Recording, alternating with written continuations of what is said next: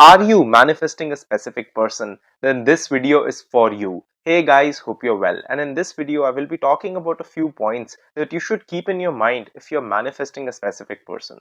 This video will be in no specific order, so each point is as important as the last one, and they are not connected within themselves. So the first point is as different as the last point. I feel that this video is important because I have seen that there have been these common issues which have came up with a lot of people while they are manifesting a specific person. Because the most messages I get on my Instagram, I get hundreds of DMs on a daily basis with people asking me what to do about this thing, what to do about that thing, and what to do about this another issue, especially when it comes to SP topics, right? Because we have multiple questions when it comes to SP topics.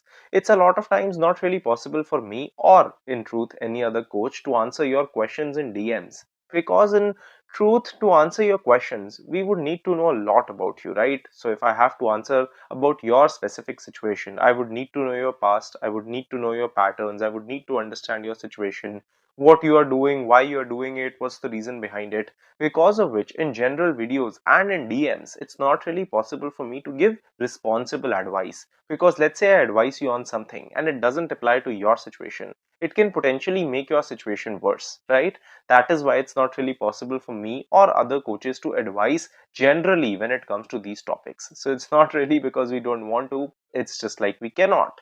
Just like a coach, a fitness coach cannot advise you on what exact diet you should eat if they don't know your weight, don't know your eating habits, don't know your allergies, and someone gives you that, that means that they are doing it irresponsibly. So let's start and get into these points step by step. So the first thing to keep in mind if you're manifesting a specific person is that it's okay to miss them sometimes. Just like it's okay to miss any person in your life. If you are with someone or you were with someone or you have feelings for someone, sometimes you will miss that person. There is nothing essentially wrong with that. Now, missing someone, feeling that feeling, and turning that into a dwelling session, these are two totally different things, right? What more we should look at is why we are missing this person. Have I somewhere made them a solution to some of my problems? Am I missing this person or the feeling that they provided? Am I missing this person or who I was when I was with them? What is it that I'm truly missing?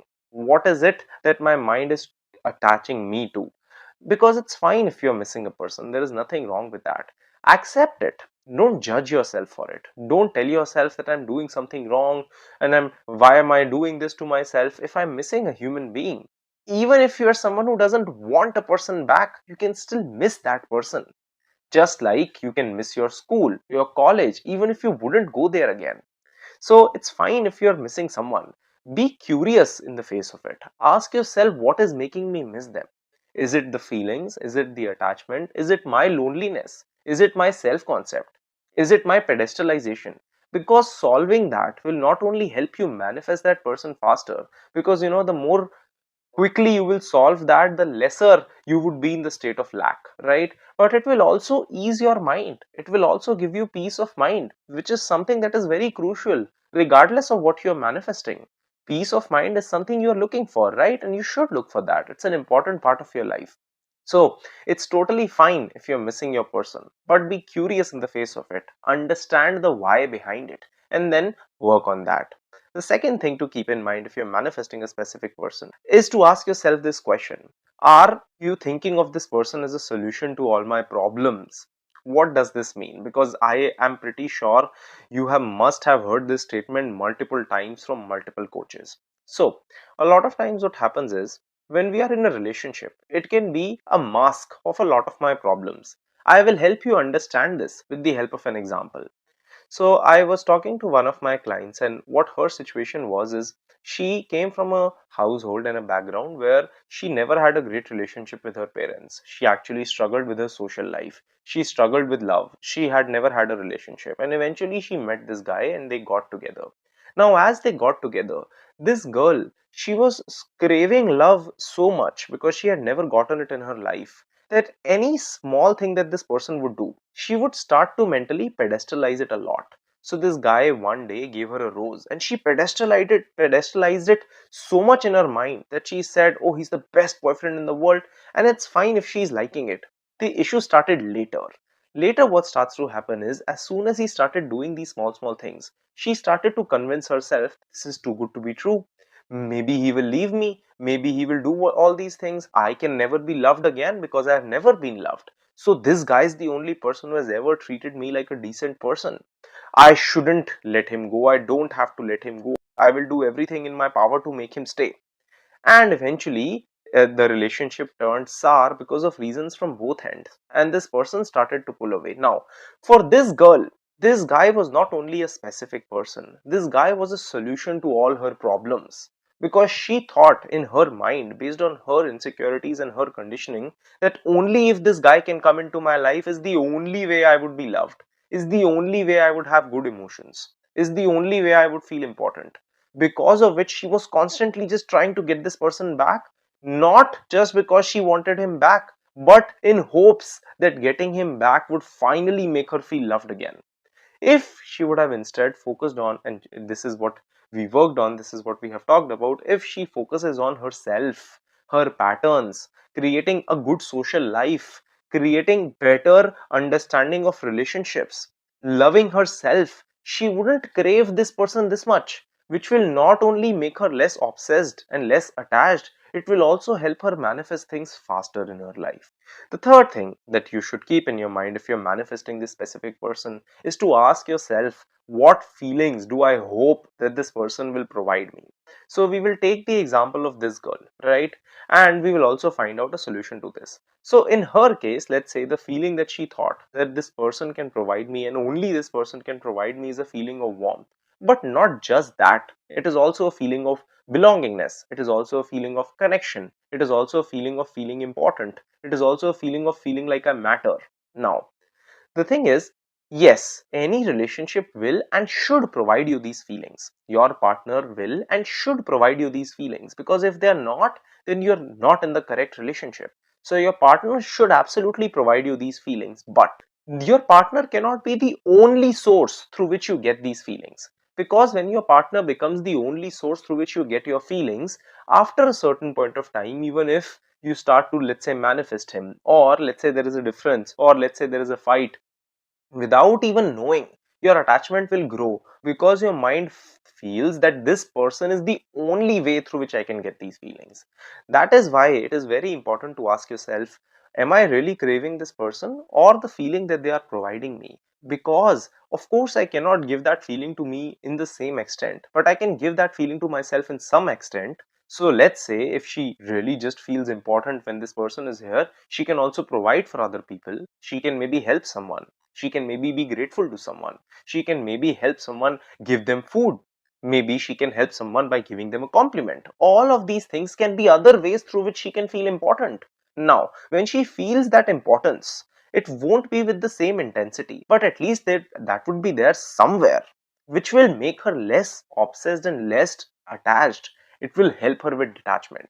So, if you are manifesting a person, you need to actually ask yourself, what feeling do I hope that this person and only this person can provide me, so that I can give that to myself in at least some capacity, because that would help me detach from that situation.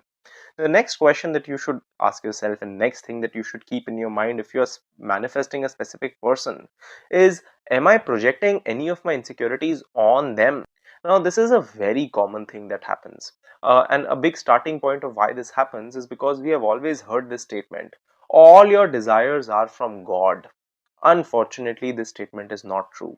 No matter how much it hurts you to hear it, sometimes your desires are from your insecurities. Sometimes your desires are from your pain. And the real desire behind it is being hidden from this. And because of that, we end up projecting our issues onto our partner. Let me give you a small example. So, again, I will give you an example of my client because I was talking to her. Now, what happened with her is that she manifested a great relationship. She was manifesting a relationship with her partner. She ended up working on herself, working on her patterns, ended up manifesting a great relationship with her specific person. They were in a good dynamic.